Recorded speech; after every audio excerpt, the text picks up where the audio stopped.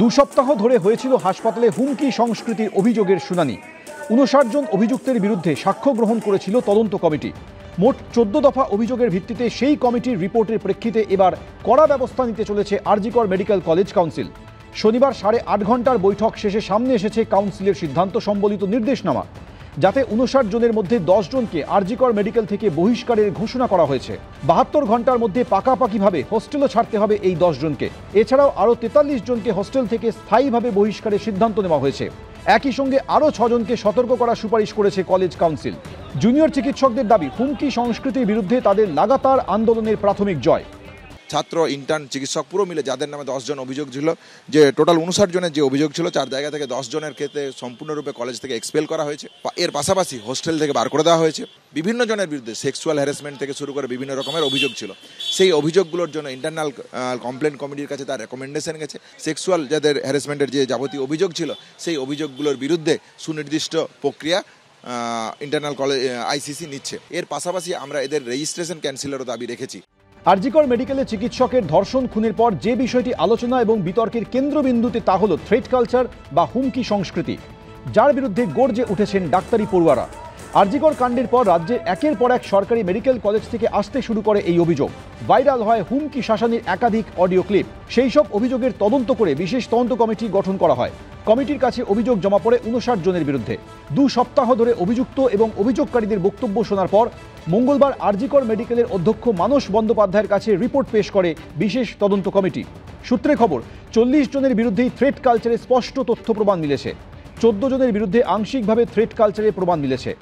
খুব কম তথ্য প্রমাণ মিলেছে বাকি ৫ জনের বিরুদ্ধে। এই প্রেক্ষিতে শনিবার কাউন্সিলের সামনে রিপোর্ট পেশ করেন আরজিকর মেডিকেল কলেজের অধ্যক্ষ। রিপোর্ট নিয়ে আলোচনা হয় কলেজ কাউন্সিলে। তারপরই সামনে আসে তদন্ত কমিটির রিপোর্টে দোষী প্রমাণিতদের বিরুদ্ধে কলেজ কাউন্সিলের শাস্তিমূলক ব্যবস্থা ও একাধিক সুপারিশের প্রস্তাব। সৌরভ পাল, আশিস পাণ্ডে, নির্জন বাগচি, শরীফ হাসান, তনভীর আহমেদ কাজী সহ ১০ জনকে কলেজ এবং হোস্টেল থেকে বহিষ্কার করার সিদ্ধান্ত নেওয়া হয়েছে। কাউন্সিলের দাবি, ওই ১০ জনের বিরুদ্ধে কলেজ চত্বরের মধ্যেই মহিলাদের যৌন নিগ্রহের পর্যাপ্ত প্রমাণ মিলেছে। এই বিষয়টি কলেজের অভ্যন্তরীণ অভিযোগ গ্রহণ কমিটিকে দেখতে বলেছে কাউন্সিল। তদন্ত কমিটির রিপোর্টে নাম উঠে আসা চিকিৎসক পড়ুয়া থেকে ইন্টার্ন, হাউস স্টাফদের বিরুদ্ধেও একাধিক শাস্তিমূলক ব্যবস্থা গ্রহণের সিদ্ধান্ত নিয়েছে কলেজ কাউন্সিল। হুমকি সংস্কৃতিতে নাম উঠে আসা চিকিৎসক পড়ুয়াদের ৬ মাস থেকে ১ বছর কলেজে ঢোকায় নিষেধাজ্ঞা জারির পাশাপাশি ইন্টার্নদের ক্ষেত্রে ৩ মাস থেকে ৬ মাসের জন্য ইন্টার্নশিপ সাসপেন্ডের সিদ্ধান্ত নেওয়া হয়েছে। পাশাপাশি থ্রেট কালচারে জড়িত হাউস স্টাফদের ক্ষেত্রে তাদের কাজের মেয়াদ কলেজ কাউন্সিলের চিঠি পাওয়ার ৭২ ঘন্টার মধ্যে খারিজ হয়ে যাবে বলে সিদ্ধান্ত নেওয়া হয়েছে। অন্যদিকে উত্তরবঙ্গ মেডিকেল কলেজের অধ্যক্ষের অপসারণ দাবি করে স্বাস্থ্যশিক্ষা অধিকর্তাকে চিঠি দিয়েছেন কলেজের ২০ জন বিভাগীয় প্রধান ও এমএসভিপি।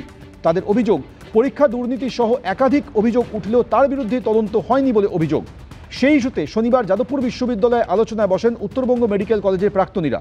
আমাদের নর্থ বেঙ্গল মেডিকেল কলেজের নামে কিছু শব্দবন্ধনী ক্রিয়েটেড হয়ে গেছে, যেমন coat unquote north Bengal lobby. এই জিনিসটা আমাদেরকে পীড়া দিয়েছে। সেটার হৃত গৌরব আমরা ফিরিয়ে আনার পথ খোঁজবার জন্য সবাই এখানে আলোচনা করতে সমবেত হয়েছি। থ্রেট কালচার নিয়ে এদিন সরব হয়েছে নার্সদের সংগঠনও। নার্সিং ফ্রেটার্নিটির মধ্যেও কিন্তু থ্রেটটা আছে এবং বেশ ভালো মাত্রাতেই আছে। যদি আমি ঠিকমতো সন্তুষ্ট করে চলতে পারি তাহলে আমার পছন্দের জায়গায় আমি রয়ে গেলাম। আর যদি আমি সেটা না করি তাহলে তো আছেই কালিম্পং, কার্শিয়াং, মুর্শিদাবাদ, কান্দি, এ সমস্ত জায়গা আছে, সেখানে যেতে হবে। সুপ্রিম কোর্ট নাইট ডিউটি নিয়ে যে গাইডলাইন দিলেন তার 1%ও এখনও কোথাও শুরু হয়নি। গেট, সিসি ক্যামেরা, ওয়ার্ডে ধরুন অনেক, এই কলকাতার মধ্যেও অনেক হাসপাতাল আছে যেখানে গ্রুপ ডিও থাকে না ইভিনিং এবং নাইটে। ওই অ্যাটেন্ডেন্ট বা পেশেন্টের বাড়ির লোক দিয়ে আমাদের কোনো রকমে ম্যানেজ করতে হয়। ঝিলম করঞ্জাই, অনির্বাণ বিশ্বাস, সৌমিত্র রায়, এবিপি আনন্দ, কলকাতা।